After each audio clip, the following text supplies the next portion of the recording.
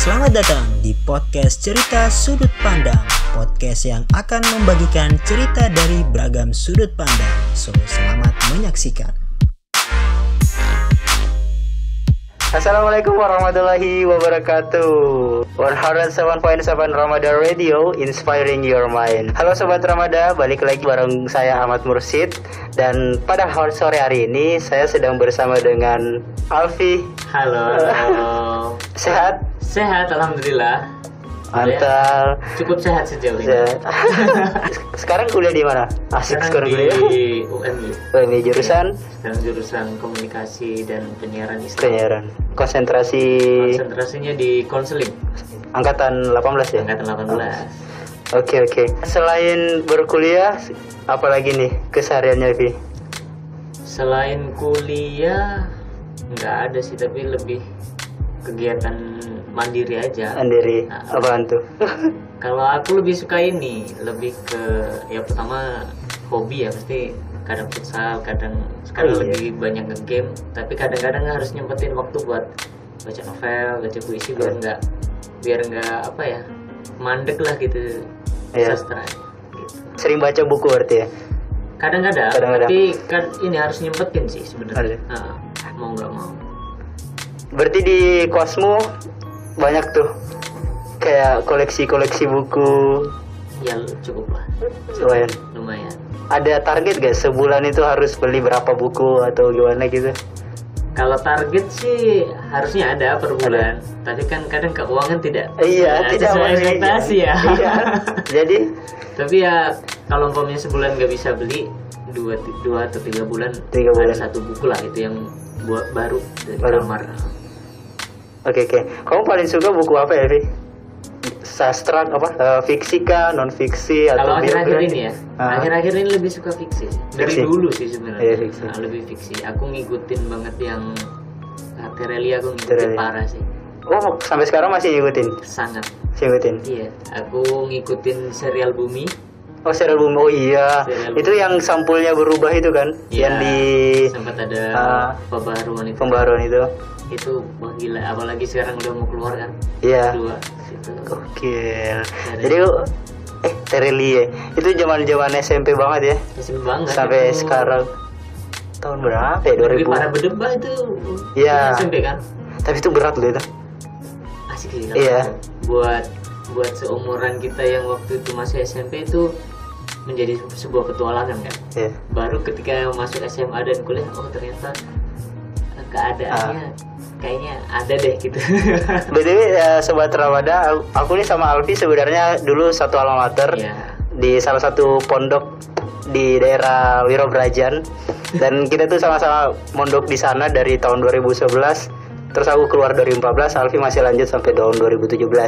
Dan kita tuh bisa dibilang punya hobi yang sama, khususnya tentang membaca gitu, membaca buku-buku sastra, khususnya lagi fiksi ya. Khususnya lagi fiksi. Tahu nggak? Dulu tuh banyak yang punya bukunya Fatpah Devi. Ya. Yang hidup berawal dari mimpi. Ya. Itu kan dibahas tentang lagu-lagunya itu. Aku salah satu buku yang aku terinspirasi pas SMP itu. Kalau kamu apa, Vi? Pas SMP? Sebenarnya nggak sengaja ya. Nggak sengaja waktu itu lagi bandel-bandelnya di kelas kan, malas masuk kelas itu, bosan lagi. Akhirnya jangan dibocorin. Nggak apa. Terus nggak tahu kenapa kepikiran kayaknya main ke perpus asik deh. Pas di perpus nemulah satu buku Habibur Rahman El Shirazi. Iya, aku tahu. Ketika Cinta Bertasbih, tapi yang kedua. Bukan yang pertama, yang kedua Simpulnya Warna Hijau. Aku pinjem siang itu kan.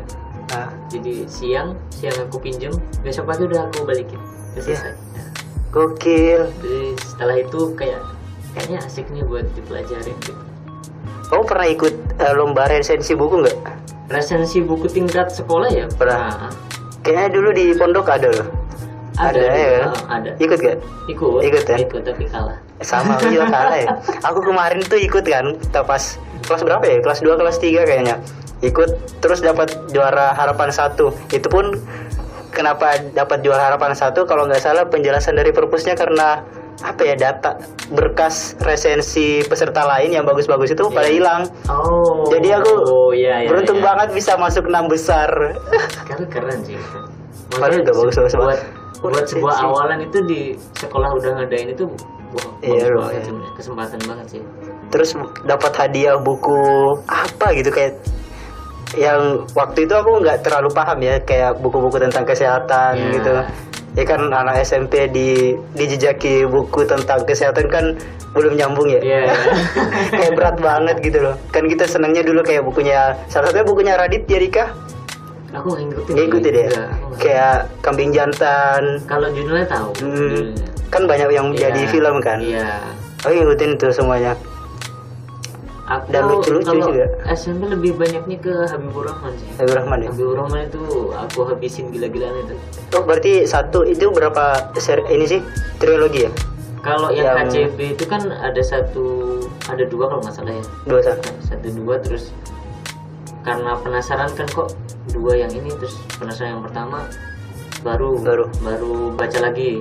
Habis itu penasaran lagi, lanjut ke Pudarnya Pesona Cleopatra, langsung baca lagi ke Ayat-ayat Cinta, baru ke Api Tauhid. Pokoknya waktu itu zaman-zamannya aku lagi fokus ke Kang Abik, ke Habibur Rahman. Jadi buku-buku yang lain kayaknya nggak kesentuh deh. Nggak kesentuh.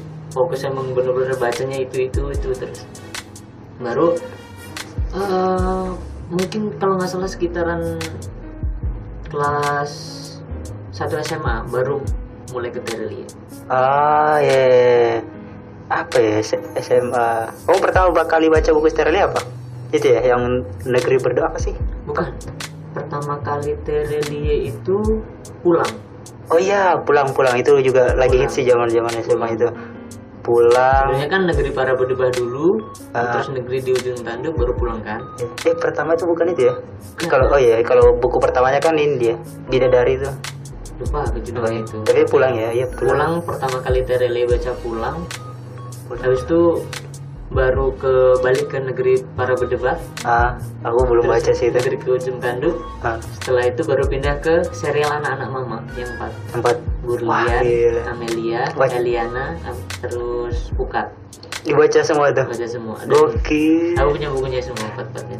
Aku tuh baca yang kalau yang trilogi atau yang berseri-seri itu cuman ini loh. Cuman bukunya Afwadi. Oh iya. Negeri Lima Menara. Iya. Sampai Rana Satu Warna itu. Dia itu kan punya 3 buku. Sekarang kan kayaknya mau difilmin ya. Iya gak sih ya. Terus sampai mereka ke luar negeri kemana gitu. Asli loh itu. Nah itu juga salah satu buat aku sih. Inspirasi banget. Apakah gara-gara bukunya Habibur Rahman itu yang akhirnya mencetuskan buku Anda tentang mimpi? Mungkin impian itu ada ya. Iya. Kayaknya pengen deh suatu saat punya buku. Tapi perjalanannya kan nggak semudah itu ya. Aku di kelas itu awal-awal mulai buat fokus nulis, nggak ada yang peduli ya. Iya, nggak ada yang peduli. Kayak apaan sih, tulisan apaan sih gitu. Itu aku ngerasain banget ya. Setiap pergerakan hidup itu kayaknya memang harus dibumbui dengan sastra nggak sih? Sebenarnya nggak harus ya, tapi buat aku sastra sangat berpengaruh sih dalam hidupku. Hampir kebanyakan 20 tahun ini aku tumbuh dengan kata-kata ini. Gokil. Pertama kali senang nulis kapan sih? Mungkin mulai menikmati ya. Mulai menikmati itu SMA sih. SMA. Pas sanawiyah enggak ya? Sanawiyah, SMP itu udah mulai agak tertarik. Tapi mulai bener-bener bisa menikmati SMA. Dorongannya kenapa itu? Pelampiasan aja sebenarnya. Pelampiasan. Iya. Apa gara-gara ada cinta yang tertolak gitu, asik yang bertepuk sebelah tangan, akhirnya mulai deh nulis. Rata-rata kalau mereka nulis tuh pasti pertama tentang cinta. Kayaknya itu makanan semua masyarakat. Kayaknya aku termasuk deh. Masyarakat. Ya. Aku ditinggalin. Pernah ditulis kan? Ditulisin dalam satu cerita gitu. Lahirnya bersuaksara kayaknya. Iya. Oh iya, aku mau nanya juga tuh. kan di Instagram. Oh ya teman-teman, Instagramnya Alfi itu kan bukan Alfi Syahri, bukan namanya, tapi ID name-nya itu di Instagramnya bersua aksara. Bisa diceritakan Bapak Alfi kenapa bisa menjadi bersua aksara? Jadi sebenarnya setelah kejadian ditinggalin itu ya kayak nggak tahu mau ngapain lagi gitu. Ya belajar aja gitu, mau ke masa-masa SMA. Mungkin SMP udah kayak gitu ya, ditinggalinnya. Setelah itu kayak hidup nothing tulus aja, nggak ada mau ngapain itu Gitu. nggak ada mau ngapain. Sebenarnya kembali lagi ke menulis lagi kayaknya, mikir waktu itu apa ya, yang bersua aksara deh gitu. Bersua aksara. Ya, saya dengan menemukan kembali di kecintaan pada tulisan, kayaknya itu yang membuat aku kembali hidup. Puitis sekali pemirsa. Dan akhirnya tertarik untuk menulis di buku itu kenapa? Menulis di buku menulis di buku di mana nih maksudnya? Nyetak buku. Nyetak buku itu karena dorongan teman sebenarnya. Sebenarnya tulisan itu udah ada di laptop, udah dari akhir SMA. Akhir SMA kita mau rencanain buat apa sih itu, kenang-kenangan pelepasan gitu. Ya, yang buku itu ya. Kenangan akhir tahun gitu. Tapi mungkin ada problem lah waktu itu. Sampai akhirnya awal kuliah temen kos itu. Sebelumnya kan aku sampai ngekos juga. Ngekos gimana tulisanmu, udah mau dijadiin tulisan nggak gitu? Dijadiin tulisan, dijadiin buku nggak? Gitu. Boleh sih, tapi masih bingung gimana ini ya.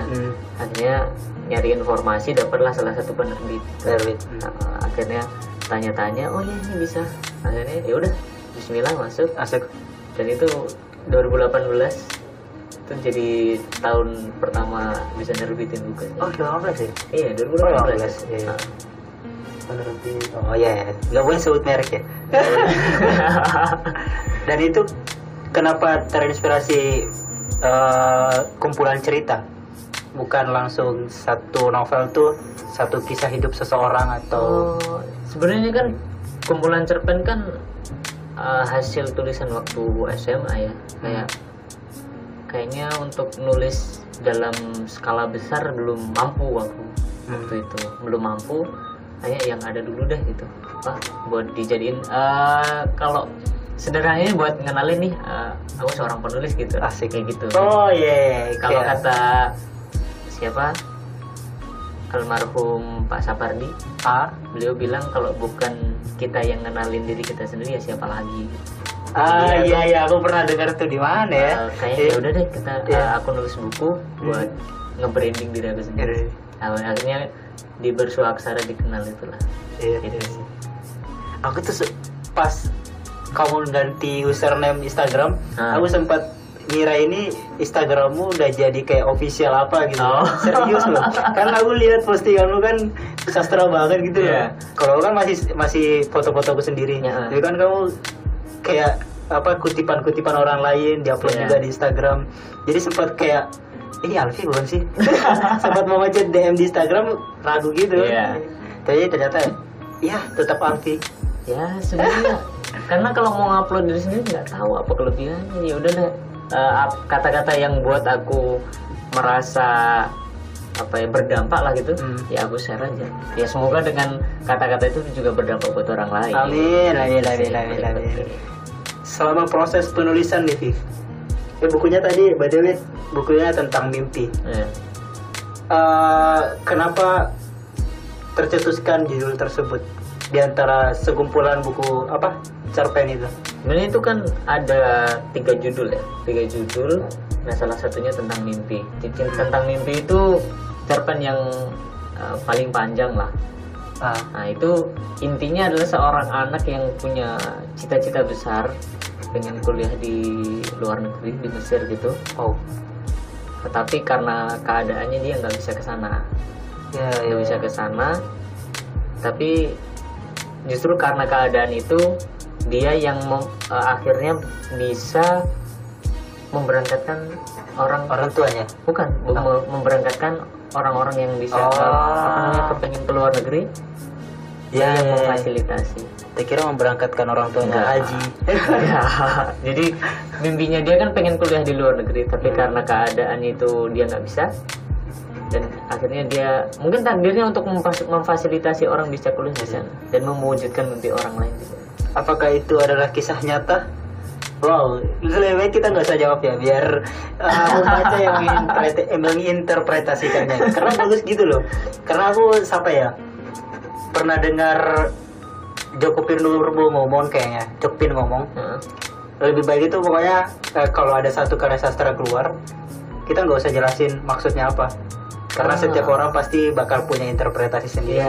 Yang kita nggak perlu kacauin imajinasinya tentang karya tersebut. Betul, iya, kayaknya pernah dengar juga sih.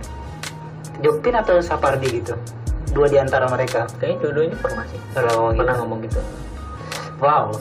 Dan selama proses penulisan buku, Viv, kesulitan apa sih yang kamu rasain?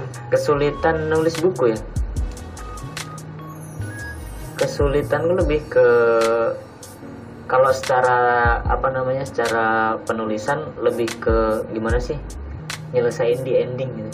Karena kan ide kita di otak tuh sebenarnya banyak banget kan. Ketika kita nulis tuh ada aja pikirannya, oh nanti akhirnya ke sini banyak banget ide masuk. Tapi kadang itu yang ngebuat penulis bimbang kan. Nah, aku kesulitan waktu itu di situ. Dan akhirnya kayaknya nggak bisa deh kalau maunya semuanya dijadiin satu, hanya milih salah satu buat dijadiin ending. Iya, aku juga sering gitu sih. Iya. Lagi di tengah-tengah nulis, bagusnya kayak diginiin deh. Padahal kan awal-awal tuh udah konsepnya oke, alurnya gini, bentuknya gini. Tapi pas lagi proses. Iya. Kalau dulu aku yang diajarin dari salah satu penerbit ya, jadi kan sempet ya alhamdulillah sempat diajarin salah satu penerbit juga. Itu salah satu caranya itu kita nulis sesuai apa yang udah direncanain gitu. Kita nulis sesuai rencana dulu. Kalau ada ide muncul, kita ditulis di tempat lain. Di tempat lain. Jadi kita selesaiin satu. Habis itu jangan langsung dibaca. Jadi didiemin dulu. Iya, didiemin dulu. Nanti setelah 1 minggu kita baca ulang. Kalau maunya kita nulis langsung revisi, itu namanya bukan penulis, itu namanya itu kalau nggak salah adalah editor jadinya. Harusnya penulis sama editor harusnya beda ya. Iya. Kalau itu yang diajarin, jadi selesaiin dulu apa yang harus ditulis. Nanti kayak diendapkan dulu, nanti kita ambil lagi. Nah gitu. Kita melihatnya sebagai pembaca kan. Apa gitu. Apa ada kekurangannya. Di situ sih itu yang sempat aku diajarin di situ. Iya. Ada rencana untuk nulis lagi nggak? Kepengen banget. Nulis buku. Iya, kepengen banget. Nulis puisi sih sebenarnya. Nulis puisi itu nggak tahu kenapa kayak ada impian kayak seru sih buat nulis puisi. Terinspirasi dari Jokpin dan Pak Sapardi. Itu dua orang yang mempengaruhi banget di tulisan puisi gitu. Itu dua orang itu sangat. Sama ini si Sana termasuk orang yang masih muda tapi tulisannya luar biasa. Itu impian banget sih, kayak kapan dia bisa bertemu. Tapi untungnya ya belum lama aku bisa ketemu Pak Jokpin, itu kebanggaan luar biasa sih. Kemarin ada ini nggak sesi tanya terus dibagi-bagiin bukunya nggak? Kalau sesi tanya ada, tapi kalau dibagi-bagiin enggak. Minta tanda tangannya nggak? Pasti. Minta doa juga sih sama beliau tuh. Iya. Pak, tolong doanya gitu ya, nanti bisa wujudin tulisan selanjutnya. Oh iya pasti. Kayaknya rumahnya tuh dekat loh dia. Iya kah? Kalau nggak salah ya, soalnya aku pernah lihat dia buat podcast bareng Jokpin, terus dijemput. Aku lihatnya pas dia jemput. Pas mau masuk ya. Kan dia nggak langsung podcast gitu. Jadi dia ada perjalanan dulu ke rumahnya beliau, ke Jokpin. Nah berhentinya di situ, jemputnya di situ. Makanya aku pas lihat videonya kayak familiar deh. Loh ini kan dekat ini asrama. Oke. Ini mungkin jadi dua pertanyaan terakhir nih. Apa nih plan ke depan seputaran tentang dunia kepenulisan? Apakah bakal menerbitkan buku dalam waktu dekat kah? Atau mungkin itu tadi kamu pengen buat buku seputaran puisi? Apakah akan direalisasikan segera atau gimana? Kalau dalam waktu dekat sih enggak, tapi keinginan untuk nerbitin buku lagi, spesifiknya puisi ya, itu ada sih. Ada. Pengen banget. Mudah-mudahan bisa tembus ke penerbit yang lebih gede ya. Amin. Amin banget. Amin ya. Paling serius. Kayaknya kita muter amin paling serius ya. Harapan kamu mengenai sastra, apakah kamu akan mengajak teman-temanmu untuk mulai menulis kah? Nggak ada keinginan khusus sih, cuman di sastra ada banyak hal yang harus kalian nikmati. Asik. Di tengah kehidupan yang semakin riuh, coba deh baca sastra. Semoga dengan ini tuh jadi bisa lebih damai. Asik. Oke. Thank you Vi atas kehadirannya di sini. Terima kasih juga. Diskusi bareng tentang sastra dan dunia kepenulisan.